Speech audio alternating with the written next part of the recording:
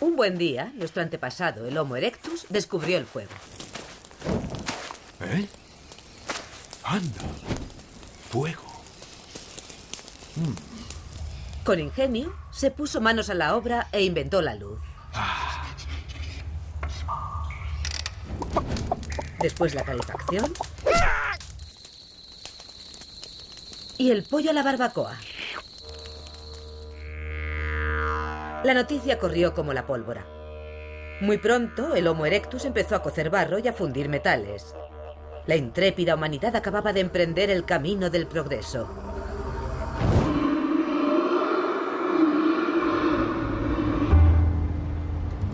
En la actualidad, unas 100.000 nuevas moléculas químicas, sintetizadas en laboratorio por el ingenio humano, dan forma al mundo en el que vivimos. El hombre introdujo en el medio ambiente estas moléculas de propiedades atrevidas, sin preocuparse demasiado de si la naturaleza sabría reconocerlas y degradarlas. No podía ni imaginarse que algún día algunas de esas moléculas llegarían a introducirse en el ser humano.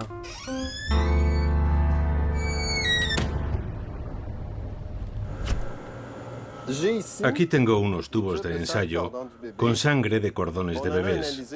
Hemos analizado miles y hemos encontrado sustancias contaminantes, tales como metales pesados, pesticidas organoclorados, BPCs y... Eso significa que... Eso significa que la madre ha estado expuesta a sustancias contaminantes y se las ha transmitido a su bebé a través de la circulación sanguínea.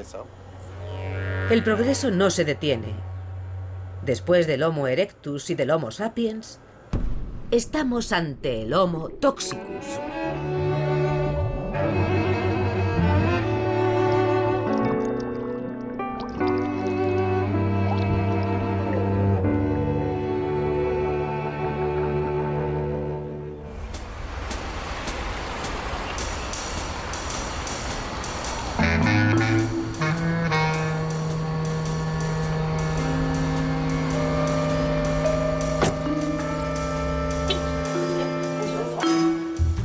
Como digna representante de esta nueva especie, he decidido sacrificar un poco de mi sangre en beneficio de la ciencia. No es que sea hipocondríaca, pero a día de hoy no existe ningún estudio exhaustivo sobre la contaminación química de los canadienses. ¿Estas sustancias que no han sido testadas en su mayoría constituyen una amenaza para nuestra salud? A lo largo del siglo XX se produjo una transición epidemiológica en los países ricos. La mortalidad causada por enfermedades infecciosas disminuyó y en cambio aumentó la mortalidad debida a enfermedades crónicas. Unas enfermedades que afectan a gran número de personas de forma crónica durante mucho tiempo. Pueden ser enfermedades cardiovasculares, respiratorias e incluso cánceres. En las enfermedades que veo con más frecuencia, como alergias, asma, problemas neurológicos, cáncer, es muy probable que el medio ambiente tenga algo que ver. El problema es que nuestro sistema de diagnóstico no suele ser capaz de encontrar el factor medioambiental que provoca el problema, o la combinación de factores medioambientales que predisponen a la aparición del problema. Por eso en mi lista de diagnósticos casi nunca aparece el medio ambiente. Tengo la suerte de vivir en una ciudad agradable, sin problemas mayores de contaminación. Tampoco recuerdo que hubiese contaminación en Turquía, en donde viví en los años 70. Debo decir que por aquel entonces el país todavía no estaba muy industrializado. En cuanto a Voss, la ciudad de mi infancia, era una ciudad rural, incluso bucólica. No fue allí donde se inventó la palabra polución. Salvo error, mi informe tóxico no debería ser catastrófico. Podemos empezar por los metales pesados. En su sangre aparecen unos 20 metales pesados. En general, los niveles están dentro de lo normal. El único elemento que supera un poco el nivel normal es el mercurio. Pero no es nada alarmante. El nivel de BPCs también es un poco más alto de lo normal. Los piretrinoides están por encima. Los fatalatos. También hay PBDEs. No podemos saber si hay efectos. No hay ninguna prueba de que haya efectos, pero tampoco hay ninguna prueba de que no los haya. Plomo, manganeso, estaño, ignífugos bromados, berilio, cadmio, arsénico, antiadhesivos perfluorados, aldrina, clordano, mirex, hexaclorobenceno, fatalatos, dioxinas y hasta DDT. Un pesticida que se prohibió hace al menos 30 años. Durante más de una hora, el Dr. Weber me ha enumerado y comentado una lista de 110 contaminantes que aparecen en mi organismo. Estamos expuestos a toda clase de tóxicos medioambientales y el organismo se ha acostumbrado a defenderse. A menudo nos vemos expuestos a dosis muy pequeñas que no tienen ningún efecto. Es más, la regla básica de la toxicología es que la dosis hace el veneno. Aunque esté expuesta, ¿no debo preocuparme? Eso es. Me tranquiliza saber que el nivel de sustancias tóxicas de mi sangre es normal. ¿Cómo me voy a quejar? En medio de tanta abundancia no voy a refunfuñar por unos microgramos de fatalatos. ¿En mi leche hay sustancias tóxicas?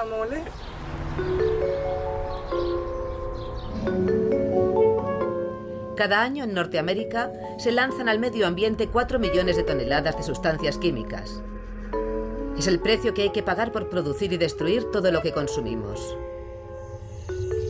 Y eso sin contar el transporte ni los pesticidas. A continuación, dichas partículas, siguiendo la vieja ley de la gravedad, van a parar a los pastos y al agua, en donde se dispersan antes de ser absorbidas por los peces. Algunas de ellas, como el mercurio y los BPCs, se acumulan en los tejidos y contaminan la cadena alimentaria. De este modo, el pez grande que se traga al pequeño absorbe también su reserva de contaminantes. Y así sucesivamente. Y sucesivamente. Hasta llegar a mi plato.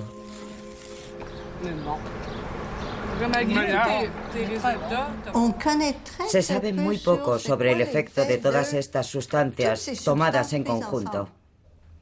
Pues precisamente, yo tengo fatalatos, bisfenol A, metales pesados. ¿No debería preocuparme? ¿Estás enferma? No, estoy sana. No tengo problemas de salud. Ese es el problema. Eso es lo que pasa con estas sustancias. Solo podemos ver los efectos sobre una gran población. Los niveles no son lo suficientemente elevados como para que la gente enferme.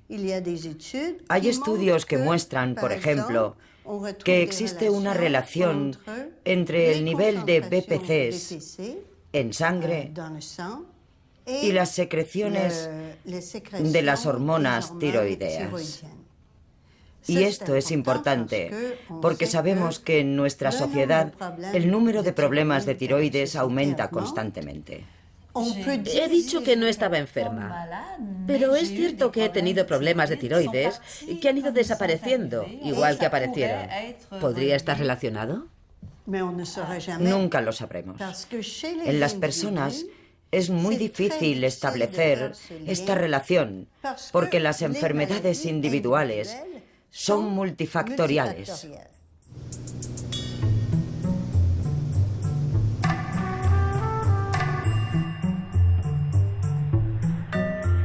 Como hacen los investigadores que se centran en las poblaciones más expuestas para estudiar los efectos de los contaminantes, he venido a Kanjik-Sualuk-Yuak, una pequeña comunidad de Nunavik. Aquí, como en cualquier rincón del mundo, los jóvenes juegan a la pelota. Se divierten con competiciones amistosas. Ayudan a sus padres a hacer la compra.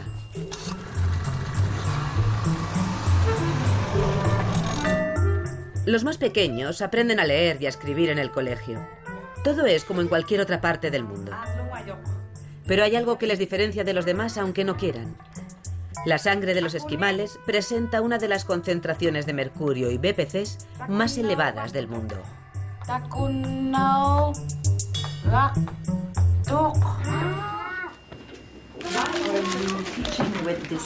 ¿Por qué utiliza micrófono en clases? Porque algunos alumnos no oyen bien. Tienen problemas de audición. ¿Más de un alumno? Sí, varios alumnos.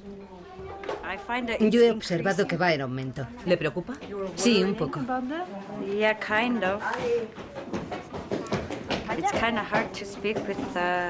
No es fácil comunicarse con estos niños. No siempre comprenden lo que les dices.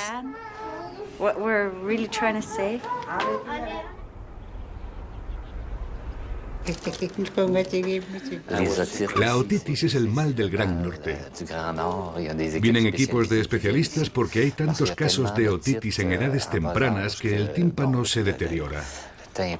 Existen problemas severos de audición que son irreversibles y hay que compensarlos en la escuela a través de sistemas de audio específicos para estos niños. Hay muchos casos de otitis. La particularidad que presenta la salud de los bebés esquimales es el alto índice de infecciones. La cuestión a la que quiero responderles ¿es posible que la exposición a sustancias contaminantes como BPCs, dioxinas, etc., a través de la leche materna o durante el embarazo, pueda ser la responsable del debilitamiento del sistema inmunitario, o al menos en parte? No hay ninguna razón para que aparezca la enfermedad. ¿Podría dicha exposición contribuir al exceso de infecciones? En 1989 realizamos un seguimiento a niños durante un año, midiendo el sistema inmunitario, los niveles de infección, y vimos que si controlábamos otros factores como el tabaco, cuanto mayor era la exposición, mayor era el número de infecciones.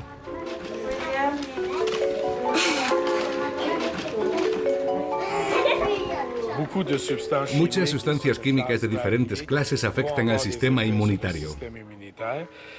Algunas sustancias provocan descensos de la competencia inmunitaria, de forma que los organismos expuestos a ellas son menos aptos para defenderse de infecciones virales, de infecciones bacterianas, y son más susceptibles de padecer cáncer. Otras sustancias provocan aumentos de la competencia inmunitaria.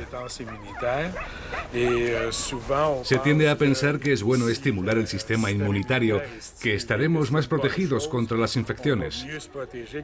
Pero no es así.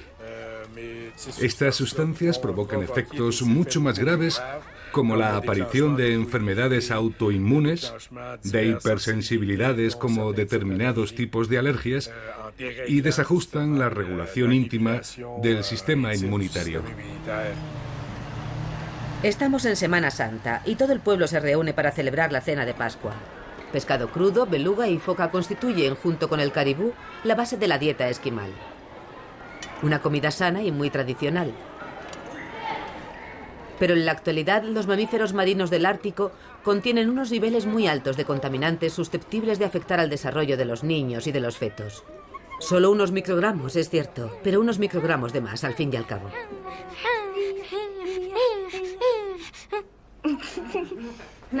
Ahora les toca a las mayores.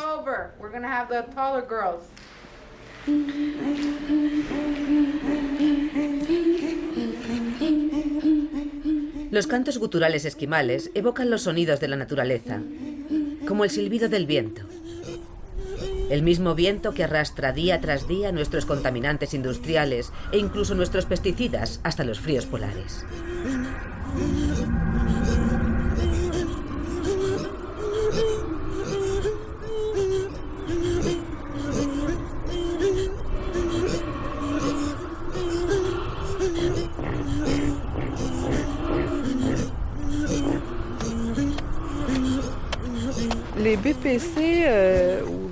Los BPCs, la gran familia de los organoclorados y el mercurio, afectan de forma diferente a la velocidad de tratamiento de la información en el nervio óptico.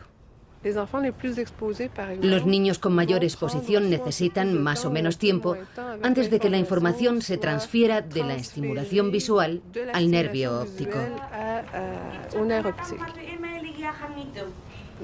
El mercurio hace que la información se propague más deprisa en el nervio óptico, mientras que en el caso de los BPCs, la información se propaga de forma más lenta.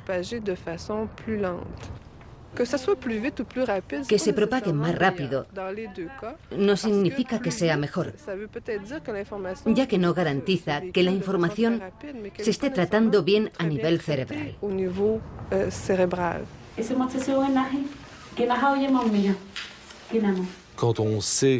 Si conocemos los efectos que pueden tener determinados tipos de moléculas en el sistema nervioso del niño, podemos extrapolarlos a los de otras moléculas que se encuentran en el sur. Antes hablábamos del retardador de llamas, los PBDEs. Pues bien, los esquimales están menos expuestos que nosotros a los PBDEs porque proceden de la informática, de la electrónica. Nosotros tenemos más en sangre que ellos, pero si nos fijamos en estas moléculas y en esas moléculas dinosaurio, que son los BPCs, son más o menos iguales, de modo que no existe ninguna razón para que no actúen de igual manera en nuestros bebés. Nuestros pequeños. Aquí vemos a algunos, a solo unos días del final de curso. Este colegio está situado en el barrio Rosemont de Montreal. Es un colegio agradable, en un barrio corriente, con unos niños expuestos a la contaminación normal.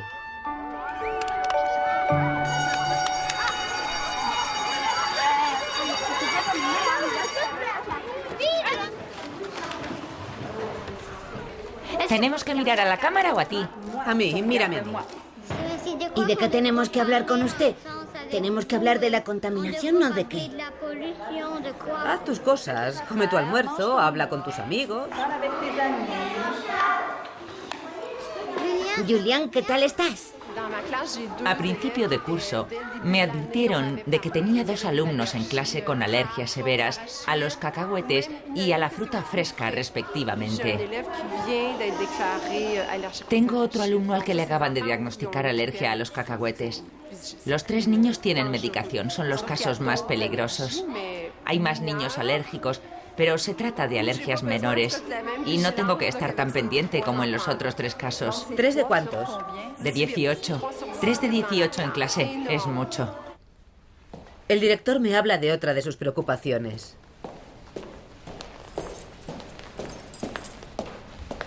Si hay algo que llama la atención con respecto a la salud de los alumnos, es el déficit de atención de los niños. Y no solo en este colegio, porque he hablado bastante del tema con otros colegas. ¿Quién quiere leer? Muy bien, lee. No estamos hablando de salud física. Se trata de niños que gozan de buena salud. Unos niños inteligentes, con mucha capacidad, despiertos, que participan cuando se les estimula, cuando se les motiva. Pero precisamente resulta muy difícil motivarlos, estimularlos, porque presentan un nivel de atención muy débil. No quiero generalizar, pero cada vez nos encontramos con más niños con déficit de atención, al menos en mi colegio. Llevo 16 años aquí y he comprobado que esta dificultad cada vez es más evidente para profesores y alumnos. Poned el dedo en el número 23. Es evidente que hay muchos factores que influyen en el comportamiento de los niños, en sus capacidades de aprendizaje, en su atención. Es algo que denominamos multifactorial. Hay factores sociales, condiciones de las aulas. Todo esto afecta a la reacción de los niños. Pero también existen otros factores de los que hablan los estudios, como por ejemplo la contribución de algunas sustancias tóxicas.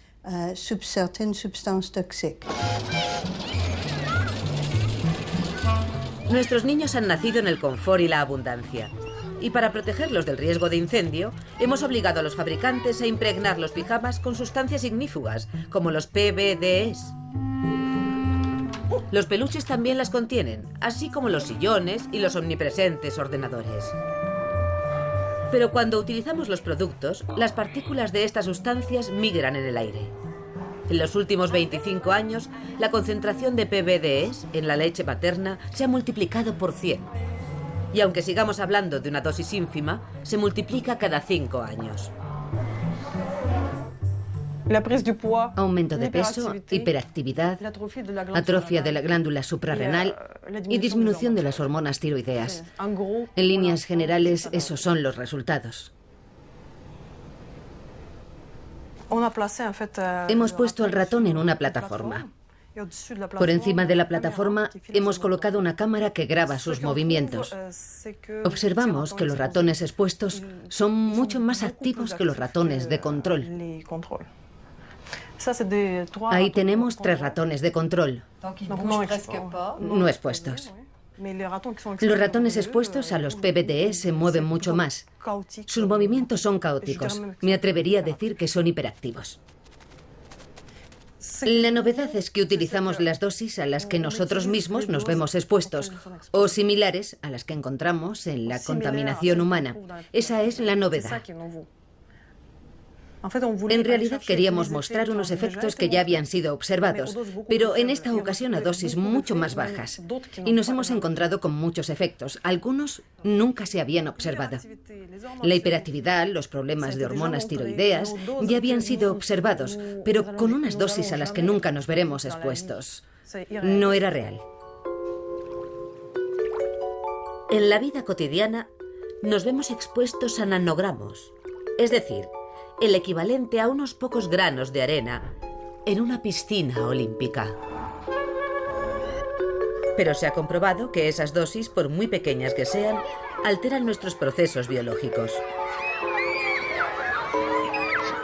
La alarma ante una posible enfermedad no es el único efecto que producen las primeras alteraciones. También hay efectos concretos sobre la población. Pongamos una curva normal. En uno de los extremos están los niños sin problemas de comportamiento y en el otro los niños revoltosos.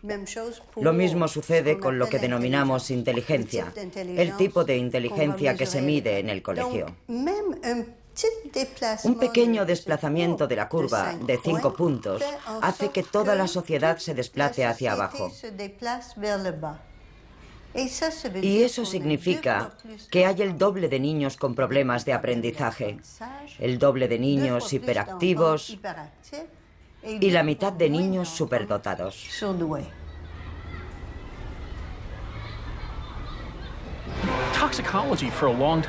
Desde hace mucho tiempo, el estudio de la toxicología se concentra en los efectos en concentraciones altas provocados por dosis fuertes de exposición.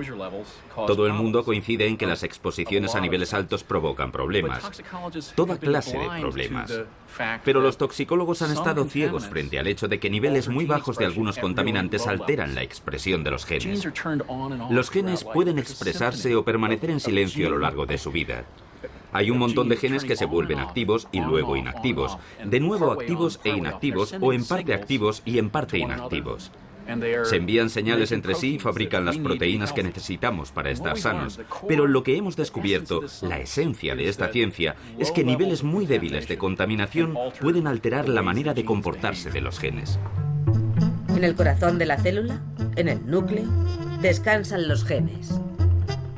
De pronto aparece una hormona, un mensajero químico en plena misión. Su trabajo consiste en activar un gen en un momento determinado con el fin de desencadenar un proceso fisiológico. Pero a veces su trabajo se ve perturbado por impostores. Sustancias químicas que, presentes en dosis muy débiles, son capaces de imitar a nuestras hormonas. También pueden engañar a nuestros receptores y activar genes en un mal momento. Otras sustancias químicas pueden bloquear nuestros receptores hormonales, impidiendo que la verdadera señal llegue en el momento adecuado. Todas estas interferencias perturban de forma sutil y a la vez inquietante los mecanismos finos y precisos que dirigen el desarrollo del feto y el buen funcionamiento de nuestros sistemas endocrino, inmunitario, nervioso y reproductor. Uno de los compuestos que más me preocupa es una molécula de plástico llamada bisfenol A. Esta molécula es capaz de alterar las señales de una célula en una de las concentraciones más bajas jamás testadas. 1, 2, 3 partes por trillón. A ese nivel modifica la señal de las células. Una dosis ligeramente más elevada aumenta el riesgo de cáncer de mama en las ratas y ratones. Una dosis un poco más elevada aún provoca cáncer de próstata en las ratas. Y aún más elevada provoca la resistencia a la insulina en los ratones. La resistencia a la insulina está ligada a la obesidad y a la diabetes. La norma actual de exposición, considerada segura por la Agencia de Protección del Medio Ambiente de Estados Unidos, es de 50 partes por 1000 millones. Este nivel se determinó a partir de experimentos realizados en los años 80, el Jurásico científico, con roedores expuestos a fuertes dosis de bisfenol A, que mostraban que a 50 partes por millón había pérdida de peso. Y se dijeron, bueno, no es necesario probar con dosis más pequeñas. Vamos a añadir un factor de seguridad. Pongamos 1000 y diremos que es seguro. E insisto, ni siquiera probaron ese nivel. Es la norma actual, pese a que en los últimos 7 años, científicos universitarios han realizado más de 150 estudios demostrando que el bisfenol A causa problemas de salud. Por pura coincidencia, ha habido 12 estudios financiados por la industria y ninguno de ellos ha encontrado problema alguno a estos niveles de exposición. Resulta imposible escapar de esta contaminación insidiosa. Hay bisfenol A en la botella de mi bici, en los biberones y en las resinas que tapizan las latas de conserva. PBDE se escapan de mi ordenador y de mis aparatos eléctricos. Los respiro todos los días, junto con los fatalatos que emanan del vinilo, de los plásticos ligeros con los que se fabrican juguetes que son tóxicos para la reproducción. El PFOA de los tratamientos antimanchas y de mis cacerolas antiadherentes está asociado a efectos en la tiroides y al cáncer. También se desprende de la sartén de Tefal rosa que compré precisamente para apoyar la investigación del cáncer de mama. En mis productos de limpieza hay éteres de glicol y nonilfenoles. Sin hablar de parabenos, esos agentes de conservación que imitan a mis estrógenos y que están en mi champú, mi bronceador, mi crema de noche, mi crema de día.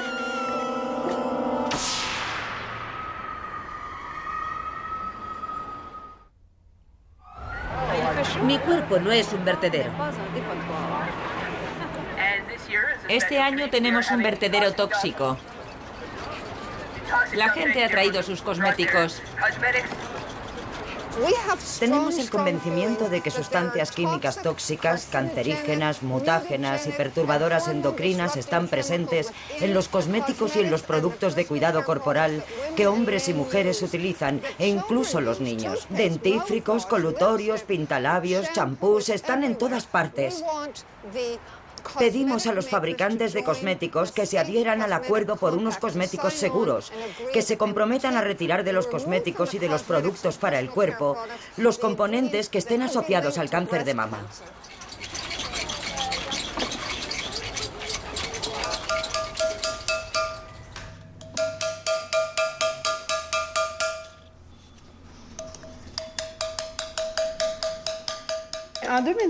Cuando pasó en 2003, yo diría que unos 4 o 5 meses antes, yo estaba realizando una serie de senos. Un grupo de chicas que se encargan de la prevención del cáncer de mama yendo a lugares públicos y ese tipo de cosas, nos había encargado a un grupo de artistas trabajo sobre el tema del seno. Por aquel entonces yo no estaba metida en todo esto y de repente me encontré haciendo senos y más senos los meses precedentes. La exposición creo que fue en noviembre. Después me dije, ya he hecho unos cuantos, ahora voy a parar, no me interesa, voy a hacer otras cosas. Entonces me enteré de que tenía cáncer de mama y pensé, Dios mío, aunque no quiera, estoy metida en el tema. Para mí es algo multifactorial. En mi caso, a nivel psicológico, había vivido una separación y más cosas. Está claro, cuando más frágil estás, más propenso eres a que algo aparezca. Si tienes que tener algo, seguro que lo tienes en los momentos en los que no estás bien. Desde luego que hay más factores. Yo crecí en un pueblo en el que había una fábrica muy grande de pasta y papel. Cuando éramos pequeños jugábamos en medio de una especie de hollín. Estaba por todas partes. Cuando mi madre recogía la ropa tendida estaba gris.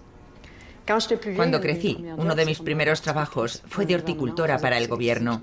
Plantábamos píceas, miles de píceas. Echaban toneladas de pesticidas, de insecticidas, de fungicidas. Y nosotros estábamos en medio. La persona que fumigaba llevaba puesto un traje y una mascarilla, pero en cuanto terminaba su trabajo, nosotros teníamos que ir para hacer nuestros informes. Estábamos en medio del campo, en contacto con todos esos productos químicos. Hice ese trabajo durante 7 años. Estuve expuesta a toda clase de productos.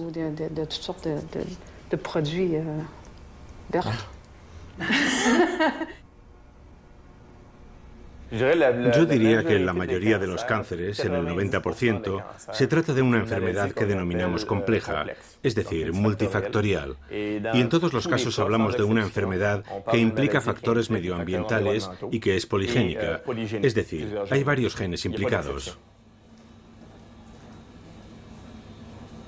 ¿Qué desencadena la aparición de un tumor o de un cáncer? Es un largo proceso. Si hablamos de un cáncer adulto, utilizo este término para diferenciarlo del cáncer pediátrico, el proceso lleva entre unos 20 y 25 años. Se produce una primera mutación en uno de los genes. Y todas las células que denominamos hijas, o sea, las células que provienen de la célula que ha mutado, presentan dicha mutación. Con el paso de los años se produce una segunda mutación y después una tercera. De modo que hay una acumulación de mutaciones en la célula antes de que empiece a desarrollar un fenotipo canceroso. Y eso puede llevar entre 20 y 25 años. En general, cuando el cáncer aparece en un adulto de 50 años, la primera mutación se produjo 25 años antes. Por eso, aunque sepamos que el cáncer es una enfermedad compleja y que el medio ambiente está implicado, es muy difícil señalar la fuente de exposición que provocó la primera mutación 25 años antes. ¿Tu caso fue hormonodependiente? Era muy hormonodependiente. Creo que era un 85% hormonodependiente. Me dijeron, tu cáncer se alimenta de la producción hormonal, de tus hormonas. Es como si uno fuera la comida del otro. Así que si cortas la producción hormonal, el cáncer no podrá alimentarse y no podrá crecer. Acepté que me diesen Zolodex, unas inyecciones que te provocan la menopausia artificial. Detienen la producción de hormonas. Y además dejé la carne por el tema del tratamiento del vacuno con hormonas.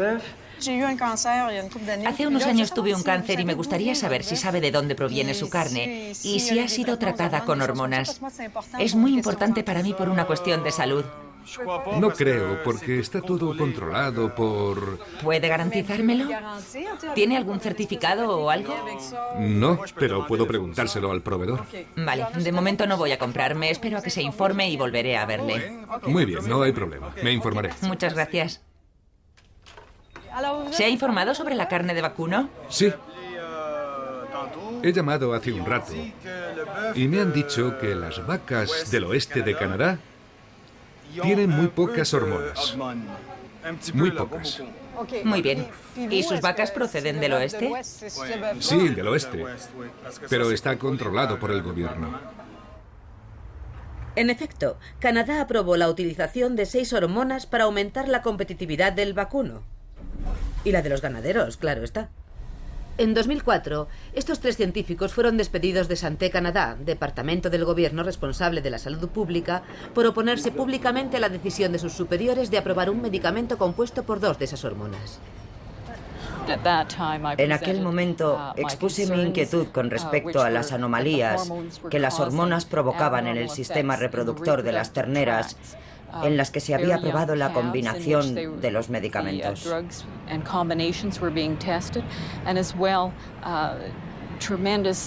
Hice hincapié en la disminución considerable del peso del timo. Envié toda la información a la División de Inocuidad para Humanos. Según tengo entendido, no tuvo ningún seguimiento y la dirección aprobó el producto, pese a nuestra recomendación de no autorizar la comercialización del medicamento en Canadá. Recibí una llamada de la compañía con respecto a uno de sus productos a base de hormonas, el Revalor H. Lo fabrica una gran multinacional alemana. Me dijeron, no le dé el informe a la doctora Haydon, es demasiado puntillosa. Yo les contesté, su trabajo es ser puntillosa y encontrar los inconvenientes. Eso es lo que hay que hacer cuando se evalúan productos. Entonces aquel hombre me dijo, me quejaré a sus superiores. Y yo le dije, hágalo, lo repetiré todo delante de mi jefe. Cuando fui a verle y le hablé de los efectos sobre el timo y el útero, de los efectos que habíamos observado en las terneras, me respondió, ¿y qué? ¿Las van a matar? A lo que respondí, por el amor de Dios, la gente se las da a comer y esas hormonas producen cáncer. Una sola molécula puede causar cáncer. ¿No comprende que tenemos que hacer algo? Pues no. Según Santé Canadá, los residuos de hormonas en la carne de vaca son tan ínfimos que su consumo está exento de peligro. Eso no es lo que piensa la Unión Europea, que en 1988 prohibió la utilización de hormonas, alegando que era imposible determinar un nivel de seguridad. Estados Unidos y Canadá acusaron a Europa de poner obstáculos al comercio. El doctor Henrik Lefers, científico danés, forma parte del comité que defendió a Europa. El nivel de estrógeno en las niñas antes de la pubertad es tan bajo que no puede medirse. Sabemos que el crecimiento de las niñas depende de estas hormonas que están presentes en un nivel indetectable. Si añadimos más hormonas procedentes de la carne de vaca, por ejemplo, constituyen un excedente. No puede haber un umbral o un nivel de seguridad. Estas hormonas se suman inmediatamente a las que ya hay. Así que, en principio, debería aumentar el riesgo. No se ha demostrado, pero hay muchos más cánceres de mama en Estados Unidos que en Europa. ¿Será por esta hormona? No lo sé, y nadie lo sabe. Pero no veo ninguna razón para exponer a toda una población a unas hormonas que sabemos que tienen efectos nefastos en los animales de laboratorio. Voy a llevarme una de estas. ¿Esos son ciruelas de Quebec? Yo me salvo de las hormonas, ya que prácticamente no como carne. Pero con mi dieta vegetariana, que no siempre es ecológica, me expongo al abanico de herbicidas, fungicidas e insecticidas que se utilizan en la agricultura. A causa de la productividad, comer se ha convertido en una actividad de riesgo.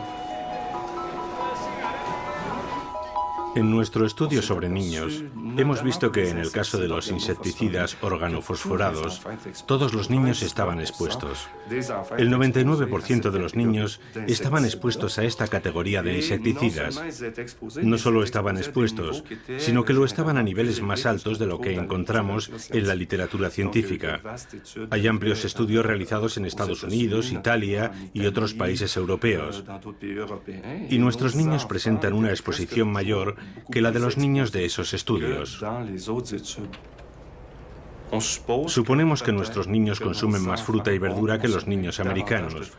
Es una hipótesis que todavía no se ha validado. La segunda hipótesis es que tal vez nuestras frutas y nuestras verduras contengan más pesticidas.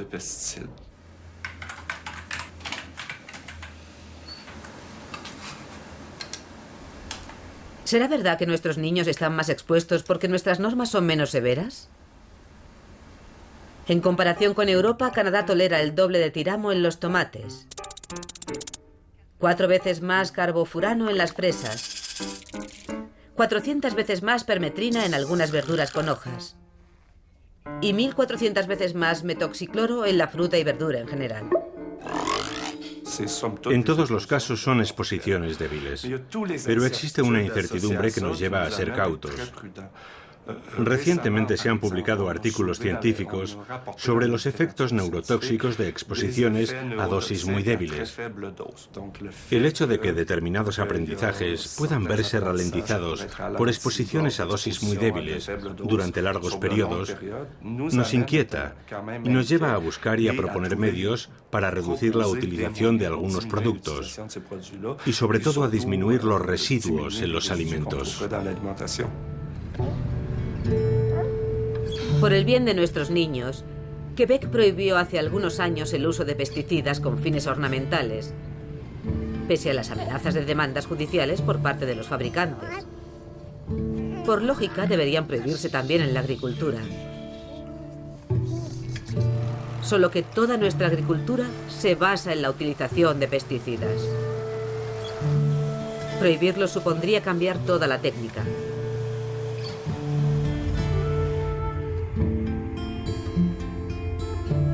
Estamos muy lejos de que eso ocurra. La exigencia de máxima productividad es más fuerte que nunca, con sus aberraciones medioambientales. Como sucede en este valle químico, en Sarnia. Concentrados en unos kilómetros, encontramos un grupo de refinerías y de fábricas de productos químicos, una central térmica de carbón y una planta de enterramiento de desechos tóxicos. ¿Un modelo de desarrollo económico o una zona de sacrificio nacional? Habría que preguntárselo a los habitantes de Amjinoan, una reserva india atrapada en medio del colosal complejo industrial. Voy a darle el inhalador a mi hija antes de que se vaya. Tiene que aspirar con intervalos de 5 minutos. ¿Cuál de ellas utiliza el inhalador? Esta, Jocelyn. ¿Es un problema de la reserva? Sí. Todos mis hijos han utilizado inhaladores en algún momento. Los dos mayores también, pero han crecido y sus pulmones se han desarrollado. Ya no los necesitan. ¿Necesitas algún justificante para que pueda utilizar el inhalador? No, porque puede utilizarlo sola. Hace unos años firmé un papel. Lo tendrán guardado en su expediente. La mía es alérgica a la picadura de mosquito. No he firmado nada, pero le doy esto a la profesora por si acaso le picase uno y se hinchase. Necesita receta. Una profesora me ha dicho que muchos niños son alérgicos a la picadura de mosquito.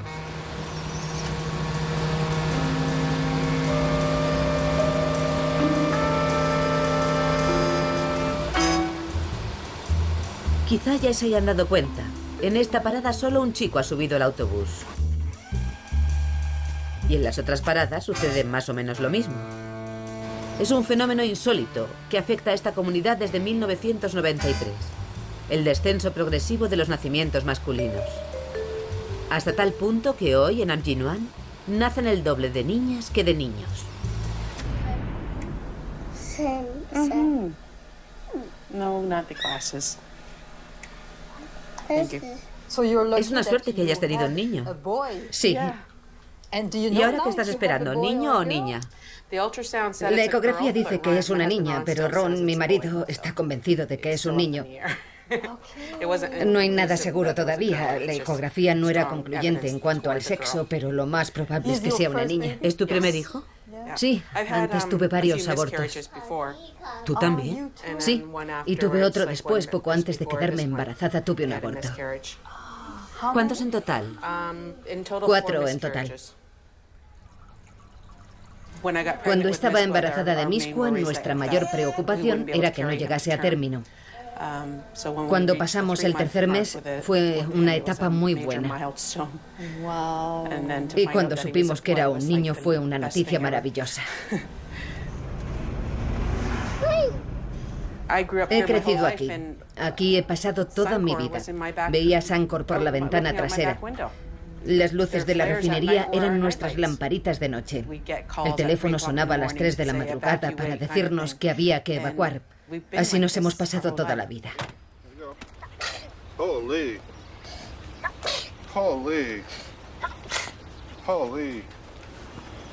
El valle químico. Zach and his daddy. Hi, Zach.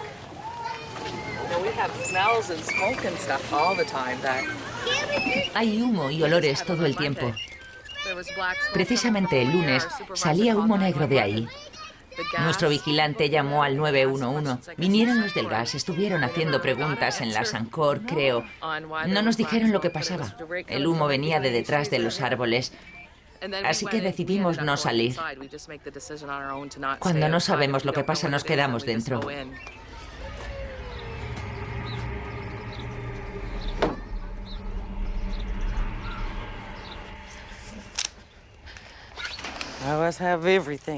Siempre tengo todo al alcance de la mano y sé dónde encontrarlo.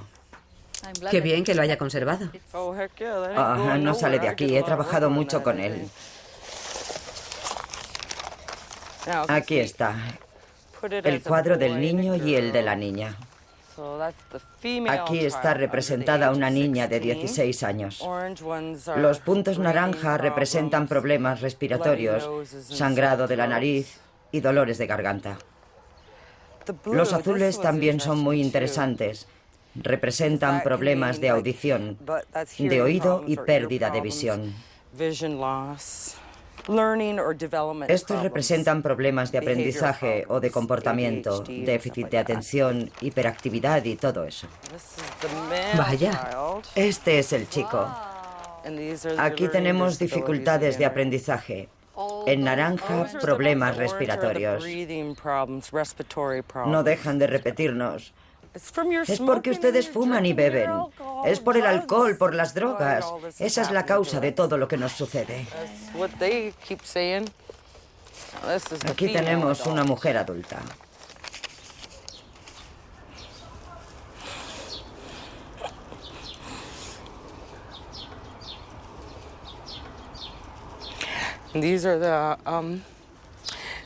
Abortos y todo lo demás.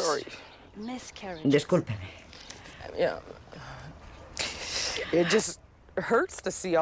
Duele ver todo esto. Naomi Oliver y yo investigamos y atribuimos cuidadosamente un color a cada problema. Ella lo metió todo en el ordenador y luego yo puse los puntos de colores. Trabajamos siempre juntas y al final de cada día nos sentábamos a ver el cuadro. Se nos ponía un nudo en la garganta y se nos saltaban las lágrimas. Luego volvíamos al trabajo para terminarlo. Tuvimos que tomarnos un par de semanas de vacaciones para distanciarnos un poco de todo esto. La gente me hace preguntas y yo siempre repito esta historia. Resulta muy difícil porque una vez que lo sabes, piensas todo el tiempo en ello y al final te hace daño. Hay que distanciarse de vez en cuando. Discúlpenme, voy a echarme un poco.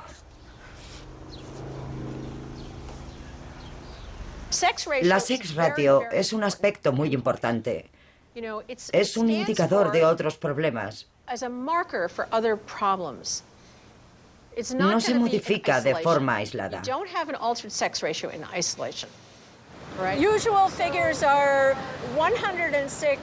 La proporción internacional es de 106 niños por cada 100 niñas. Es decir, unos pocos más niños que niñas. Antes del nacimiento hay más varones, pero en los abortos se pierden más fetos de sexo masculino. Después prosigue la disminución. En un momento determinado, encontramos el mismo número de hombres que de mujeres en la población, y al final hay muchas más mujeres. Eso no debería ser así en el momento del nacimiento. La reserva de varones es necesaria, porque la morbilidad les golpea más a lo largo de la vida. Una hipótesis plausible para explicar el inquietante déficit de niños sería que desde 1993 algo hace más frágiles a los fetos varones y no llegan a término. Algo empezó en 1993. ¿Pero realmente esa es la fecha del inicio o se trata de algo a lo que la gente había estado expuesta durante la infancia y que se manifiesta a la edad adulta? ¿Se trata de algún procedimiento nuevo que se introdujo en el valle químico? ¿Una fábrica nueva o un producto nuevo que se añadió al entorno? Francamente, no tenemos ni idea de qué fue lo que desencadenó todo esto.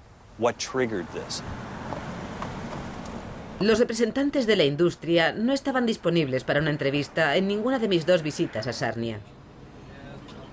Es más, parecían estar más preocupados por la seguridad de las instalaciones que por la sex ratio en Amjinuan. No somos terroristas, estamos grabando un documental. Nosotros no sabemos nada. No es un tema anodino. La sex ratio también ha empezado a disminuir en los países industrializados de forma sutil pero manifiesta.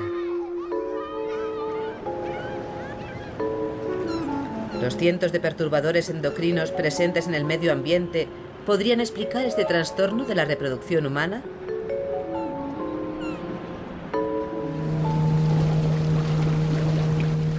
Biólogos de todo el mundo estudian la fauna en busca de alguna pista. Como este equipo de científicos a los que acompaño hoy en el Saint-Laurent, no lejos del lugar en el que se vierten los efluentes industriales y domésticos de la gran ciudad.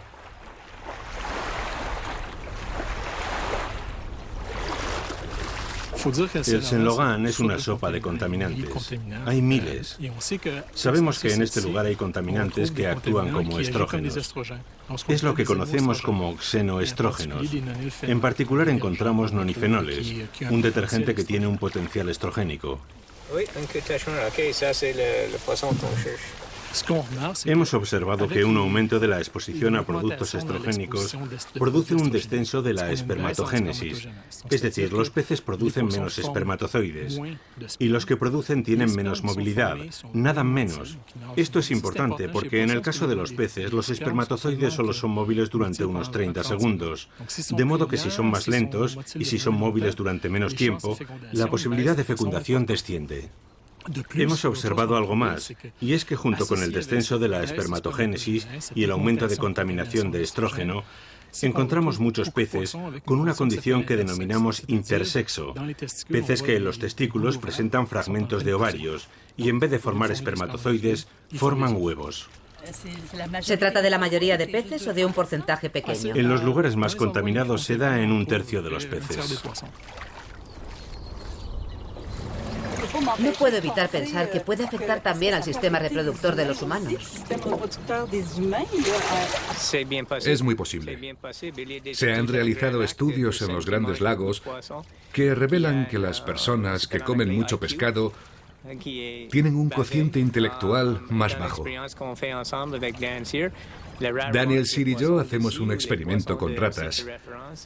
Cuando las ratas comen pescado de este lago y amamantan a sus crías, los espermatozoides de los machos de la tercera generación están afectados.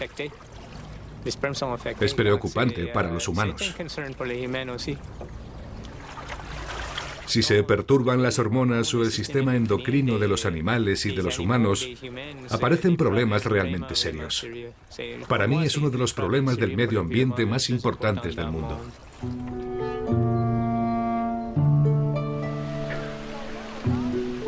La misma preocupación ha llevado a otro grupo de científicos a la orilla del Barbi, un afluente del río Yamaska tan contaminado que ya casi no quedan ranas.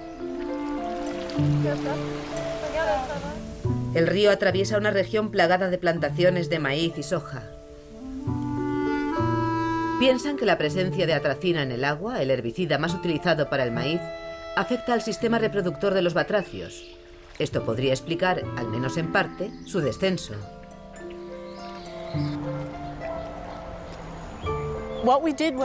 Hemos recogido renacuajos en el río Yamaska en el momento del año en el que se desarrollan los testículos. También hemos medido la presencia en el agua de más de 65 pesticidas y herbicidas. Solo hemos encontrado una relación directa entre la degeneración de los testículos y la concentración de atracina. Es una relación muy alta, cerca de 1.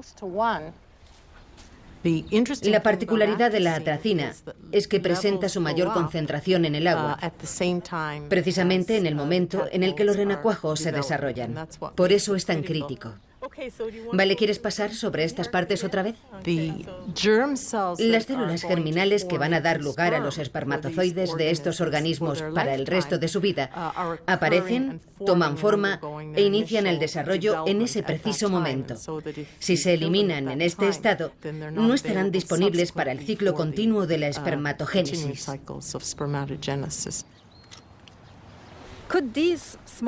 ¿Estas cantidades podrían afectar a los humanos?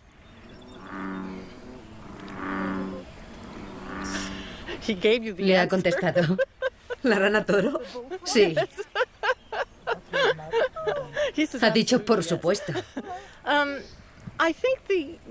Creo que el valor de los trabajos sobre hormonas reside en el hecho de que su naturaleza se ha conservado fiel a lo largo de la evolución.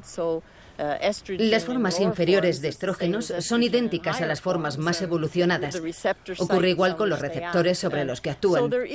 Por eso hay un potencial que nos permite extrapolar. ¿Peces afeminados? ¿Ranas estériles con hormonas similares a las mías? Santé Canadá tiene que estar alerta. La rana no es un buen modelo para evaluar el riesgo para el hombre. En primer lugar, porque no es un mamífero, es una rana. En segundo lugar, porque vive en el agua. Nosotros no vivimos en el agua, señora. Vivimos en la tierra. Y por último, porque respiran por la piel. Por todo esto, no es un buen modelo para estimar el posible riesgo para el ser humano. Por supuesto que es un modelo, pero para estimar lo que les puede suceder a los anfibios. Bueno, me quedo más tranquila. Aunque no del todo. Es verdad que no vivo en el agua con todos esos pesticidas infiltrados, pero me la bebo. ¿Ve la diferencia entre las dos? Nosotros añadimos arena al agua para aglomerar las materias que están en suspensión. ¿Hay restos de pesticidas en el agua potable? Muy pocos, muy pocos. El tratamiento que aplicamos aquí desde hace varios años hace que controlemos los compuestos orgánicos que encontramos. Los oxidamos con etapas de ozonación y los quitamos mediante absorción con carbón activo. Hacemos 4 análisis de pesticidas en el agua potable al año. Siempre estamos muy por debajo de los límites que marca la ley de agua potable. Es un hecho. Ninguno de los 32 pesticidas medidos en el agua potable de Quebec supera de forma individual la norma canadiense. Es más, están muy por debajo. Pero la suma de los diferentes pesticidas da unas concentraciones totales que llegan a alcanzar los 30 miligramos por litro. Unas combinaciones que nunca han sido testadas. Nos preguntamos si la cantidad de espermatozoides cambiaría de un lugar a otro de Estados Unidos. Y lo que descubrimos fue que la calidad del esperma era más pobre en la colectividad rural y agrícola de Columbia, Missouri, en comparación con las grandes colectividades urbanas de Los Ángeles, Nueva York y Minneapolis. Ante esta diferencia, lo primero que te viene a la mente son los pesticidas. Así que volvimos a Missouri para examinar si los hombres que presentaban concentraciones bajas de espermatozoides presentaban también niveles de pesticidas más altos que aquellos con concentraciones de espermatozoides más elevadas. Y precisamente eso es lo que encontramos. ¿Sí? Sí, es sorprendente, porque nadie ha estudiado esta clase de pesticidas. Unos pesticidas que se utilizan actualmente en Canadá y en Estados Unidos. Su uso está muy extendido. Los que están más relacionados son el alacloro, la atracina, el metolacloro, el diacinón y el 2,4-D.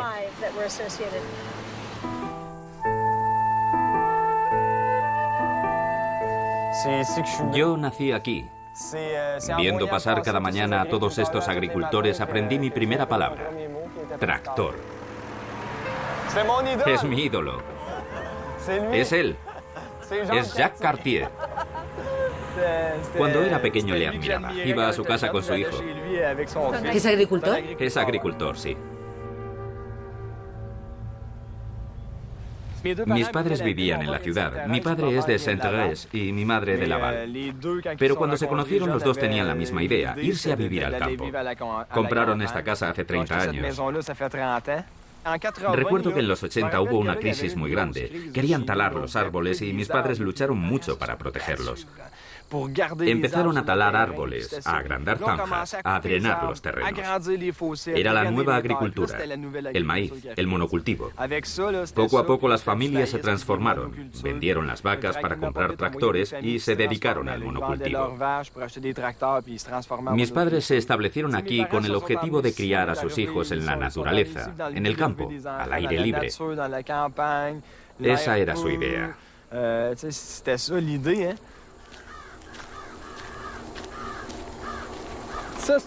Aquí tiene un buen ejemplo.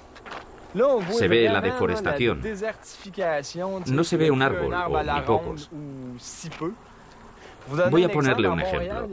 En Montreal hay un 25% de arbolado y en Saint-Aimé-de-Massiéville un 4%. Cuando se llega al 4% de masa forestal existe un gran problema. Ya no hay polinizadores. Las especies no se reproducen. Afecta a la cadena animal y nos afecta a nosotros.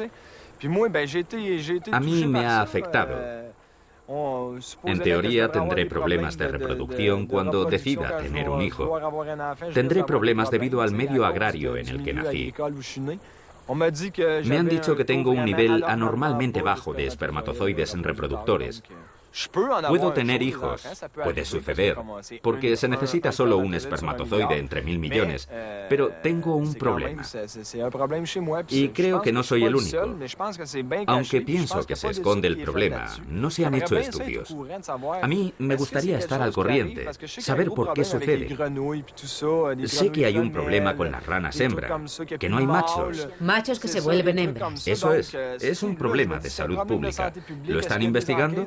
¿Están haciendo estudios? Ellos dicen que tienen derecho a producir, pues yo tengo derecho a reproducirme.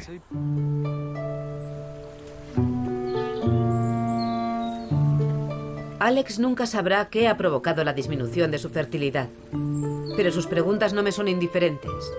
En Europa han prohibido la atracina. ¿Por algo será? La decisión de Europa se basa en la política que tienen. No se basa en el análisis de riesgos. No se basa en la ciencia y no se basa en la atracina.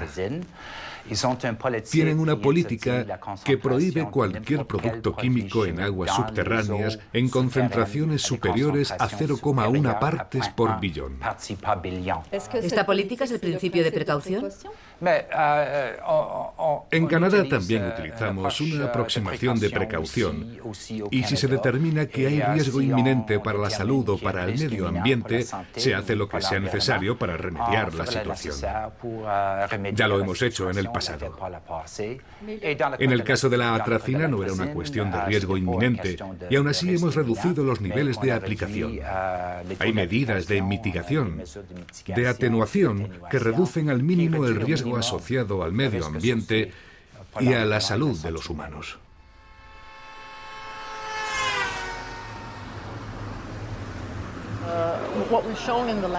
En el laboratorio se ha demostrado que a 21 microgramos por litro los testículos degeneran. No suele gustar hablar abiertamente de la atracina por cuestiones económicas, por el dinero implicado y cosas así. Pero como científico, llega un momento en tu vida en el que te das cuenta de que tienes que alzar la voz y decir, sí, las pruebas son tan evidentes que deberíamos plantearnos seriamente prohibir la atracina. El biólogo Tyrone Hayes ha llegado a la misma conclusión y habla alto y fuerte del mayor productor de atracina, la multinacional Syngenta. Usted es Sylvia Ruby, claro. Al principio me financiaba Syngenta. Evidentemente se negaron a que publicara. Querían que volviese a empezar y me fui. Los organismos que financian la investigación están muy preocupados por la reacción de la industria. Es muy difícil conseguir financiación pública.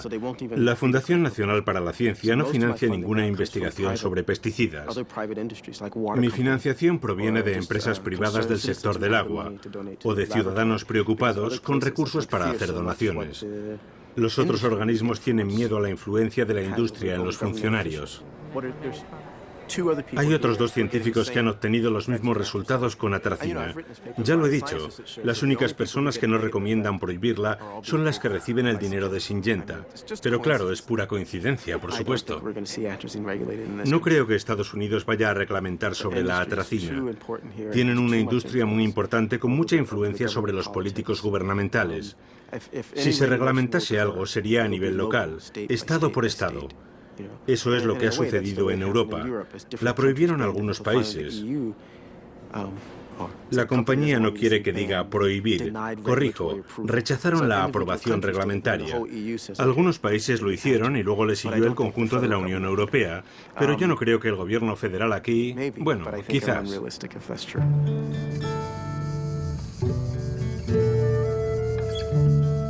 Cuando existe un riesgo de perjuicio grave o irreversible, la ausencia de certeza científica no debe servir de pretexto para tomar decisiones. Es el principio de precaución.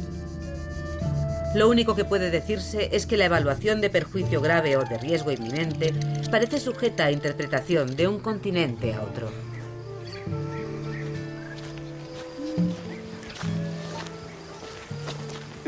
Puedes ver el almacén. El otro día encontré este producto. Esa atracina se utilizaba antes. Mi padre la utilizaba. ¿Desde cuándo está prohibida? Desde hace unos años. Desde 2002. Estos son los productos que utilizamos ahora. Los que han sustituido a la atracina. Podemos ir al extremo ecologista y dudar de todos los productos. Es una opción. Yo he optado por limitar los daños.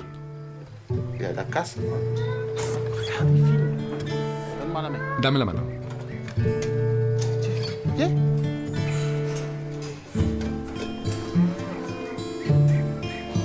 ¿Quieres darle tú a la vaca?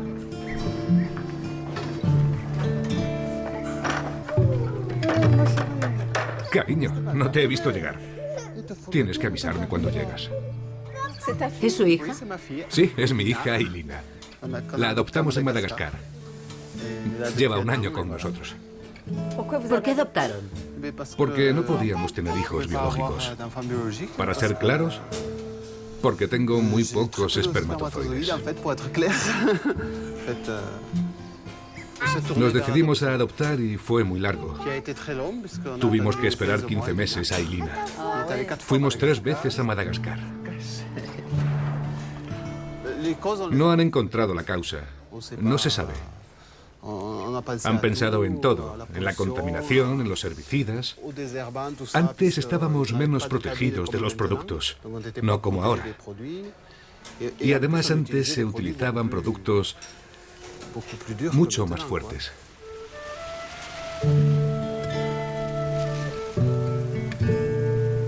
El maíz, sobre todo. Con el clima que tenemos hay que utilizar herbicidas. Si lloviese más, podríamos pasar sin ellos. Pero con este clima, no hay entretiempo. Pasamos de un invierno muy frío al verano. Mire la tierra después de 4 años de sequía. Hace 3 años que no hay moscas. He mirado en internet. Por encima de 30 grados, las moscas no se reproducen. Quizá no sea lo mismo para las vacas, pero las vacas no se quedan preñadas. No podemos inseminarlas. El ciclo está bloqueado. Los factores medioambientales no nos afectan a todos por igual. Algunos hombres producen de forma natural menos espermatozoides que otros. En ellos es mayor el riesgo de caer bajo el umbral de fertilidad, sufriendo un descenso generalizado de la producción de espermatozoides. Algunos estudios estiman que el descenso es de un 2% al año desde los años 70. Unas cifras inquietantes que han confundido a algunos escépticos, como el doctor Jacques Auger. Nos sorprendimos al comprobar en nuestro estudio francés un descenso no solo de la cantidad de espermatozoides en estos últimos 20 años, sino también de la movilidad de los espermatozoides, así como un aumento de las anomalías morfológicas de estos. Aquí tenemos un hermoso top model. arriba. Pero este otro tiene una cabeza un tanto irregular. Hemos podido mostrar que el descenso de la cantidad de espermatozoides y de su movilidad y las anomalías morfológicas estaban relacionados con el año de nacimiento. Los hombres que han nacido más recientemente presentan peor calidad de esperma. Evidentemente, este hecho plantea algunas cuestiones sobre factores medioambientales. Hay que tener en cuenta la teoría de los vaqueros demasiado ajustados, pero no explicaría por qué las ratas expuestas en laboratorio a perturbadores endocrinos presentan serios desarreglos del sistema reproductor. Vemos que si exponemos ratas desde su concepción, es decir, desde el vientre materno, hasta la edad adulta, a dosis compatibles con la exposición humana, las consecuencias son nefastas. Malformaciones, testículos sin descender, disminución de la cantidad de espermatozoides, disminución de la fertilidad, modificación del comportamiento sexual, etc. Es evidente que esto plantea grandes preguntas con respecto al hombre. La prueba absoluta será imposible de establecer sin probar las sustancias en seres humanos. Pero cada vez hay más estudios que coinciden. Estudios con modelos animales, estudios con células humanas y estudios epidemiológicos sobre poblaciones, como el del Dr. Charles Sultan. En 2003 realizó un estudio en una maternidad de Montpellier para comprobar la preponderancia de malformaciones genitales en bebés de sexo masculino. Pudimos mostrar que la preponderancia de hipospadia era 10 veces mayor a la que mostraban los registros. El índice de pseudohermafroditismo masculino se había multiplicado por 20. En segundo lugar, los hijos de agricultores presentaban el doble de malformaciones genitales que el resto. Aquí tenemos un recién nacido. Podemos ver el escroto. El escroto sigue abierto, hay un espacio. La verga está abierta, la abertura va de la verga al escroto. No ha habido soldadura. Es casi como una vagina.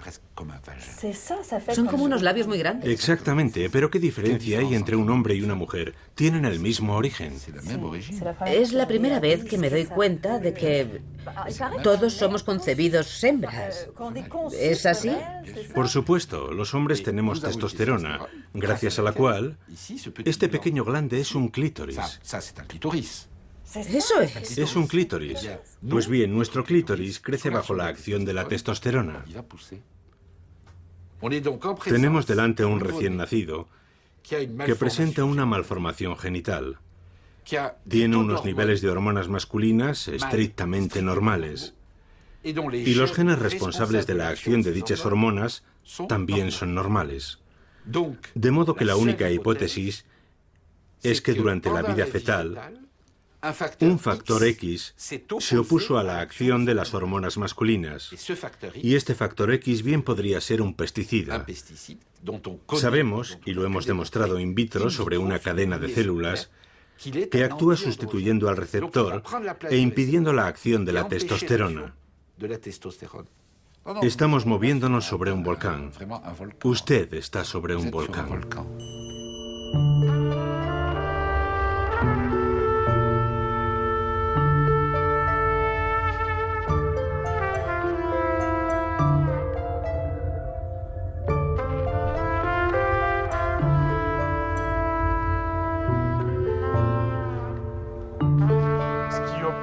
Quizá lo que haya salvado a la especie humana es que en las especies animales que han desaparecido, los ciclos de reproducción son muy rápidos. De forma que si una sustancia química se concentra en una generación, a continuación tendrá efectos en el sistema reproductor de las generaciones siguientes. De manera que los efectos catastróficos se notarán en la tercera o cuarta generación. En el mundo animal, una especie como la trucha que se reproduce cada 2 años desaparecería al cabo de 5 o 6 años. Yo nací en los 50, por lo que no estuve expuesto en el vientre de mi madre a esas sustancias.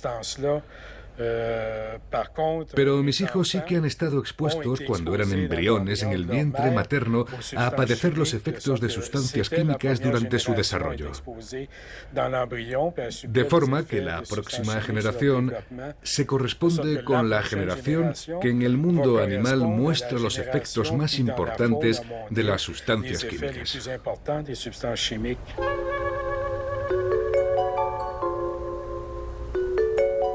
Hemos jugado con fuego hasta transformarnos en cobayas. Por inconsciencia o por codicia, quizá hayamos cruzado la línea que separa el progreso de la autodestrucción.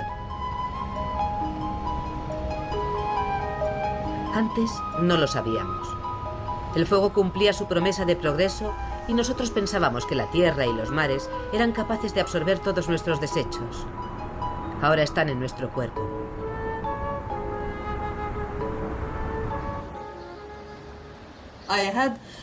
Me he hecho un análisis de sangre y han encontrado 110 sustancias químicas. ¿No es preocupante? No creo.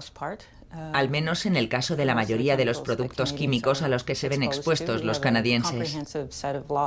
En Canadá tenemos un conjunto de leyes que nos permiten identificar las sustancias preocupantes y controlar los riesgos según el tipo de producto químico que queremos evaluar y controlar.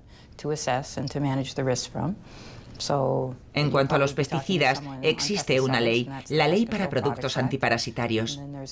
Contamos también con una ley para los medicamentos, otra que concierne a los cosméticos y otra para los medicamentos veterinarios.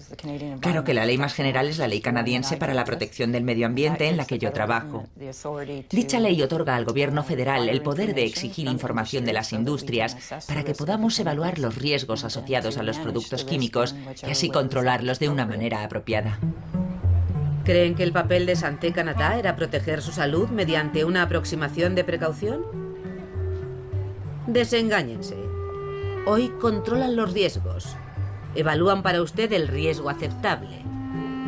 Una aproximación que ilustra muy bien el cambio, por obligación de la sanidad canadiense, desde la puesta en marcha hace algunos años de la reglamentación inteligente. Con la aproximación de precaución prima la idea de protección. Con la reglamentación inteligente, el criterio a seguir es la gestión del riesgo. Se trata de una iniciativa de hace mucho tiempo para cambiar la reglamentación, pensada para y por la industria, que tiene el apoyo de los grupos de reflexión del mundo de los negocios.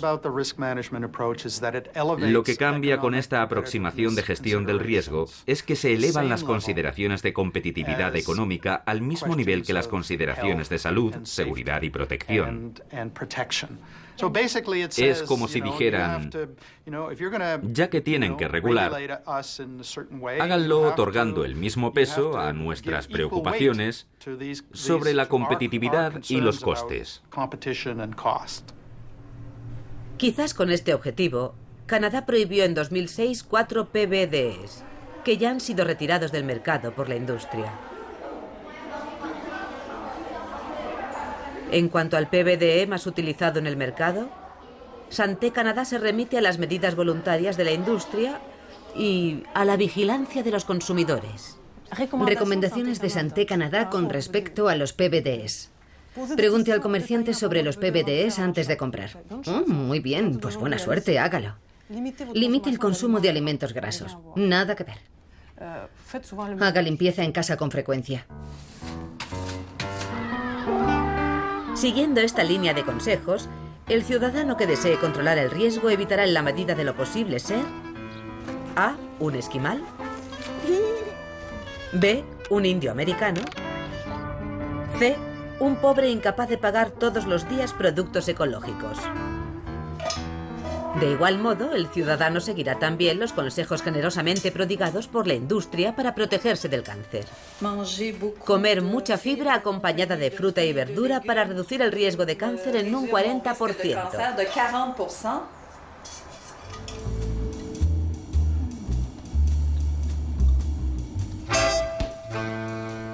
Tuve mucho cuidado en guardar una muestra de mi plasma sanguíneo. Una especie de prueba que quería llevar personalmente a las compañías químicas solo para devolverles algunas moléculas que les pertenecen. Una misión nada habitual que me intimida un poco, la verdad.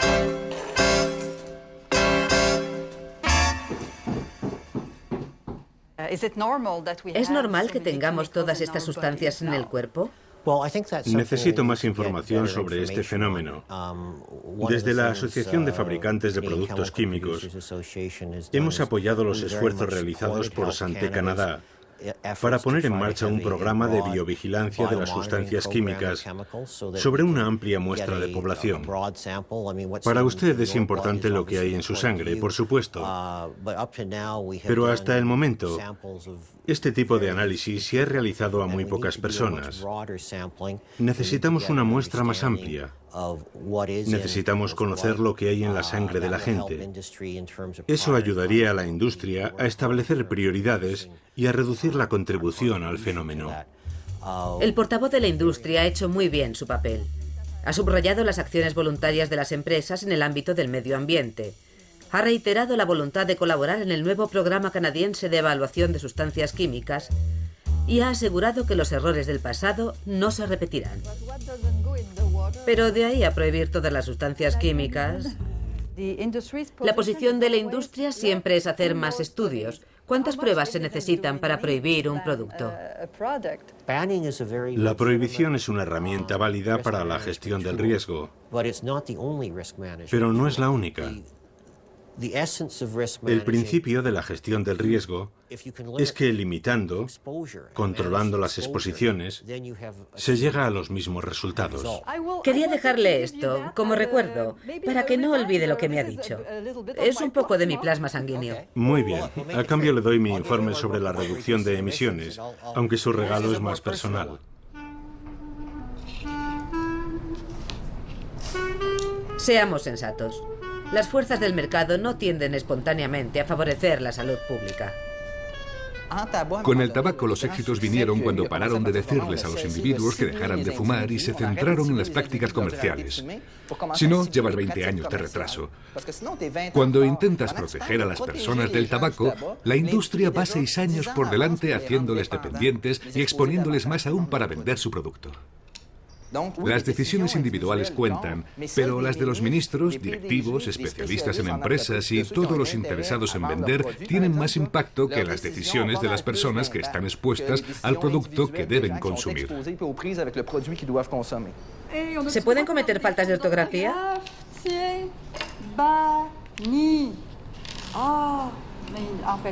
¿Podemos hacer las palabras entre los dos?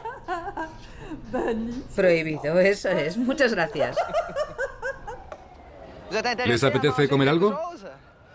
¿Quieren hormonas, antibióticos o pesticidas? ¿Tienen dónde elegir? Hay salmón al BPC y también al mercurio. Buenos días, ¿quieren fruta? ¿Quieren probar nuestro buffet tóxico totalmente aprobado por Santé Canadá? Señor, ¿quiere un filete de dorada del Saint Laurent con retardadores de llamas? Son excelentes, ¿no? Está bueno. Ese es el problema, que no saben a mercurio ni a pesticidas. Los productos son sabrosos, están buenos. ¿No quieren probar nuestra ensalada de atún al mercurio? No, muchas gracias.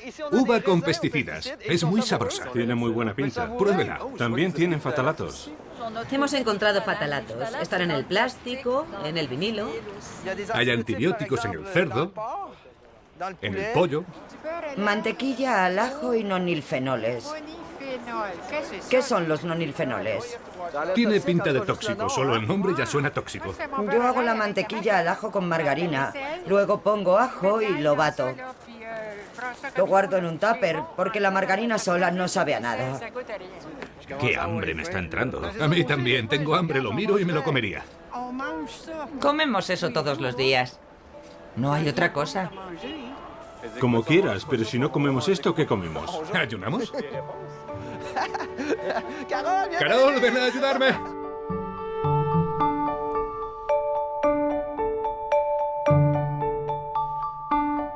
Nuestro cuerpo absorbe todo lo que comemos y bebemos y lo transforma en comida para las células. Nuestras células se renuevan a partir de estas sustancias. Nuestro estómago, nuestros intestinos, se renuevan por completo cada 6 meses. nuestra piel cada 28 días. Cada 2 años somos un ser totalmente nuevo. ¿Queremos contaminar impunemente nuestros componentes? A veces la naturaleza nos lanza un ultimátum. Esta mañana, en Montreal, unos empleados municipales se disponían a arrancar las hortalizas de un huerto comunitario. Unos análisis han revelado la presencia de plomo. El huerto se asentaba sobre un antiguo vertedero. En su inteligencia, la naturaleza nos recuerda también la unidad del ser vivo. A la disminución de los anfibios se añade hoy la misteriosa desaparición de las abejas, esos polinizadores de los que dependen el 80% de las especies vegetales. Los insectos mueren por millares, lejos de la colmena, víctimas de una deficiencia del sistema nervioso o del sistema inmunitario.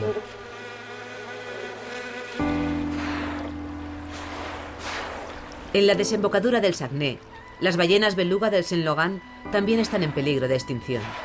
La carga tóxica que llevan es tan pesada que el sistema inmunitario ya no las protege. Un fenómeno único en el mundo. Mueren de cáncer. El índice de cáncer es similar al de los humanos. Río abajo, en las profundidades del estuario, el nivel de oxígeno roza el umbral necesario para la vida.